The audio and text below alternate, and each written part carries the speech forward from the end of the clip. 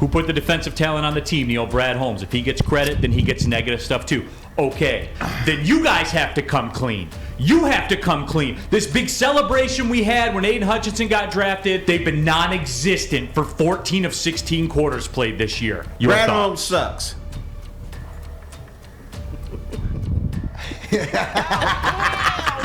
They didn't punt, did they? No, he was hanging out downtown, window shopping.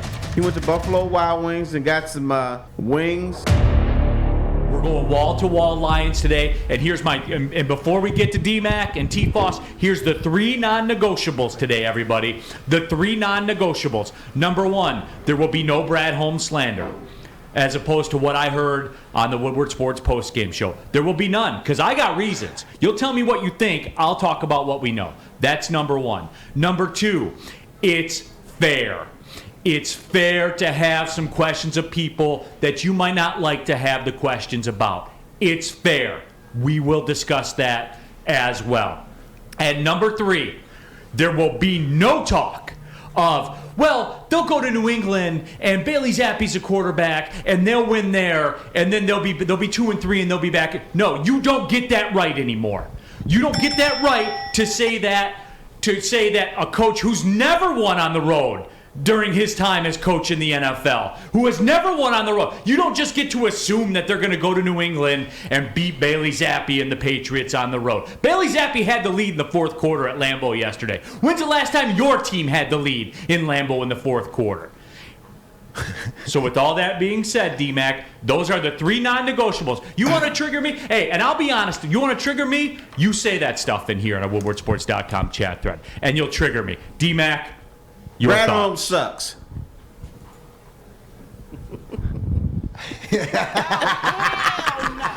There. What about the people in the chat saying about the defensive people that Holmes has drafted or stuff like that? The one thing yesterday, obviously, as disappointing as it is, where do you want to start? You want to start on defense, the lack of pressures, the lack of, letting Geno Smith come in here and put 48 up on you.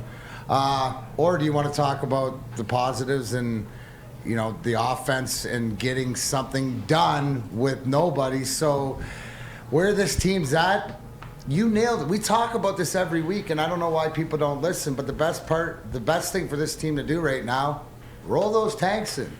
Right? Roll those tanks in. Because it's 1-3, it's over. Well, it's 1-3, and let's look at what we're building. Now, I mean, there's stuff there and you can go back and say, well, you didn't have this, and you didn't have, no, there's a blatant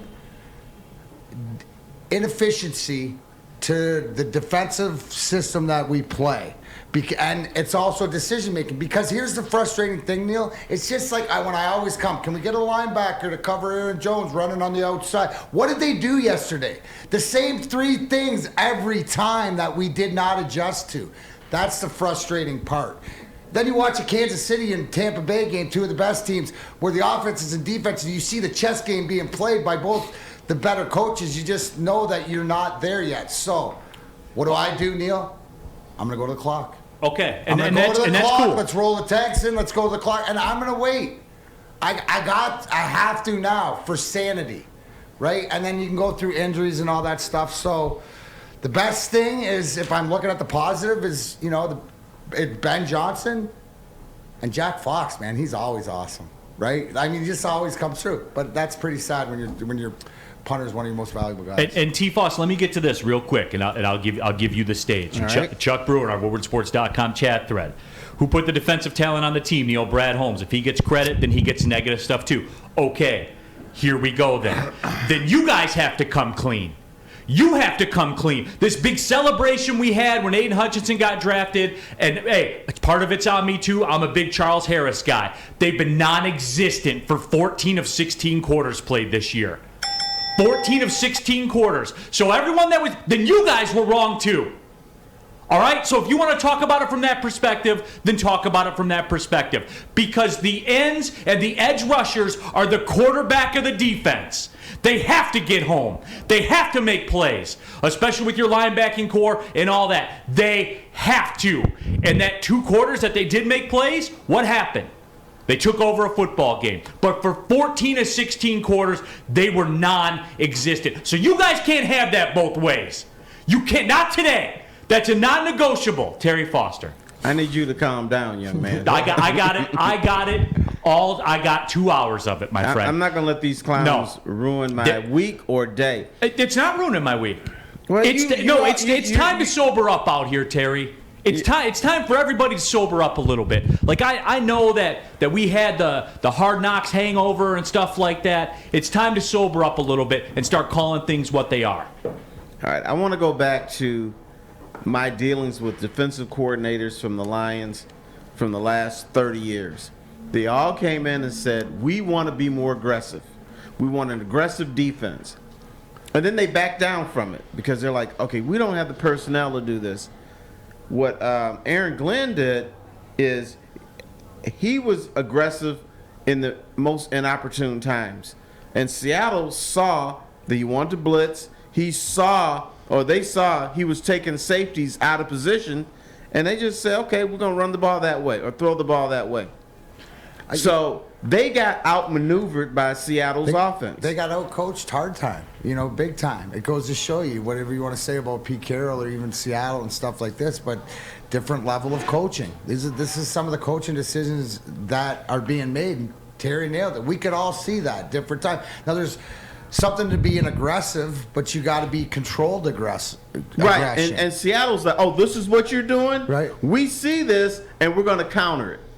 And the little bootleg that Geno Smith was running, it worked 100% of the time. Say that name again. Say that name again.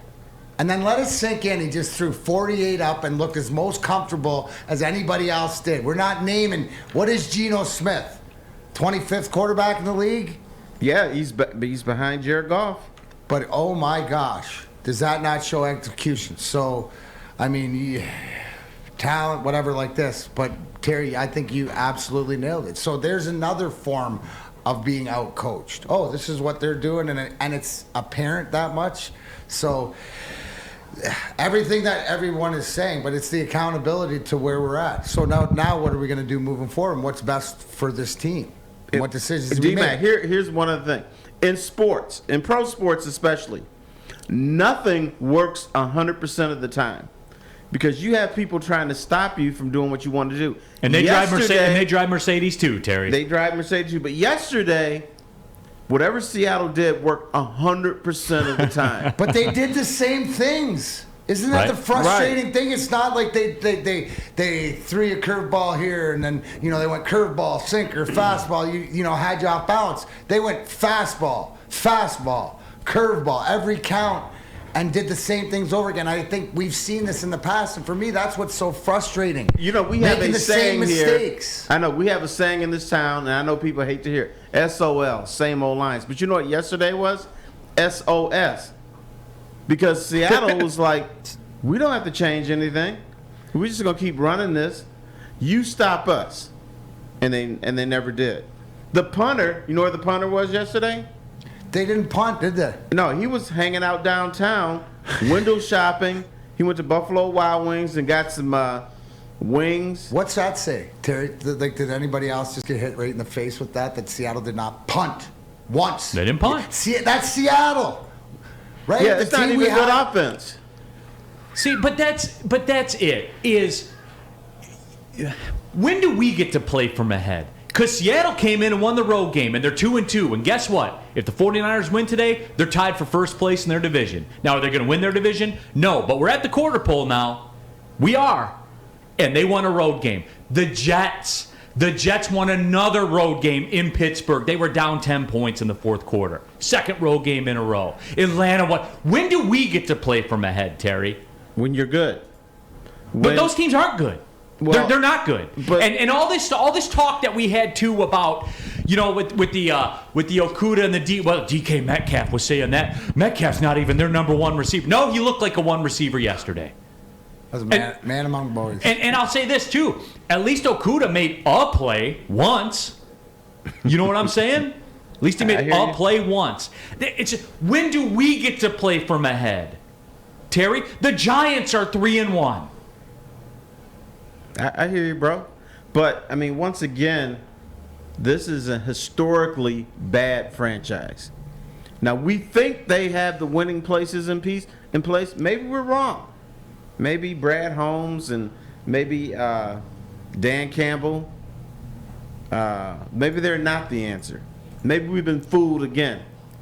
Because I remember when we were doing shows and just talking in everyday life, people were telling us, oh, are they going to be 3-1 or 2-2? Those are the only options. And you know what's sad? What's sad, right? Because there is something that we have out of this. Like, we got Ben Johnson. Can we all agree that, okay, there's something there with this guy as far as the offensive scheme, especially putting that many points on the board? And, okay, it's Seattle, but with the lineup that he had, right? So things have changed. It's like the same old lines differently. It's just that when they make the same mistakes over and over and over again, it's just so apparent that it's on the one side of the ball right now. We not all agree, and it's not like they play perfect on offense. I know. There's, but they had to be perfect to win. That's the sad thing. Yeah, they can't afford Goff to throw an interception at all, and especially for it to be for the other team to have points on the board. You just can't put yourself in that spot. But to their credit, they are putting points on the board, so we're not getting dropped. You know what I mean? You know what I'm saying, Neil? It's not like we're just getting obliterated on both sides of the ball. Here's the other thing I want to address too. I've seen a lot of this in the WoodwardSports.com chat thread. 313 locked, and this isn't 313. This isn't like an attack on you or anything like that. You brought it to the forefront. You're the one that I happen to see here, so this is what we say. Didn't everyone say this was a must-win? Yes, we did. You know why? Because it's over now. It's over. And you again, that's one of the non-negotiables today. You can't tell me about how you're going to go to New England and win. Based on what? Your coach that's never won a road game? Based on going against a rookie quarterback that had the lead in Lambeau in the fourth quarter? When have you ever had the lead in Lambeau in the fourth quarter? Like, come on, man. It is over. You're 1-3. Yeah, shut it down. Absolutely. That is right. But no, that's what it was, a must-win, because you know what else, guys? As it sits right now, and we are at the quarter pole of the season, as we're talking about, you have the 4th pick in the draft. That's what it is. Don't tell me about thoughts or what things could be. This is the NFL, where the Giants are 3-1. You're not. You're 1-3. That's what it is. That's the reality. And the feel-good stuff and all that stuff, that's a wrap for this season. And yes, we still have the clock. And the reason I'm fired up, 21-34, absolutely right. And that's another reason why I'm not having the Brad Holmes slander. I'm not. Because he's proven that he can pick guys later in the draft. And oh, by the way, I know you guys don't think about this. Like the kicker situation, they have $3 million in cap space right now. Other guys are going to get hurt. You're going to have to sign someone. So yeah, you have to go with the cheap option at the kicker. That's the way that it works. Why is there only that much cap space left? Because you are paying almost $19 million to Trey Flowers and Jamie Collins. And in 2024, you have about $80 million in cap space. That's why Brad Holmes, this is a Brad Holmes slander free. We're not having that discussion today. We're not doing it. Because there are results, there's tangible evidence that suggests the other is the case. And Brad Holmes right now is fine. Defensive ends, the quarterbacks of the defense that got to make plays, they have not been fine. They've been non-existent for 14 out of 16 quarters. That's a factual statement. And if that ruffles your feathers because you're a Michigan fan or whatever, then I don't know what to tell you. This is the NFL. That Michigan stuff's over. And Charles Harris, who I'm a big fan of, big believer in, the same applies to him. Not good enough. And I got nothing else. Like, that's it, guys. I don't know what else to say about it. I really don't. And it's not like... It's not an anger thing or anything like that. This is where we are. My frustration is seeing the Jets win 2 road games where they're down 10 points in the fourth quarter, or the Giants being 3-1, or the Falcons winning games. That's my When do we get to play from ahead? All right, Neil, I know you're saying you're not angry, but I don't know if you noticed this. Your little Nike hat is now on fire now, so you better take it off and put it out. Well, hey, no, I'm cool, and I'm not sweating because I got it.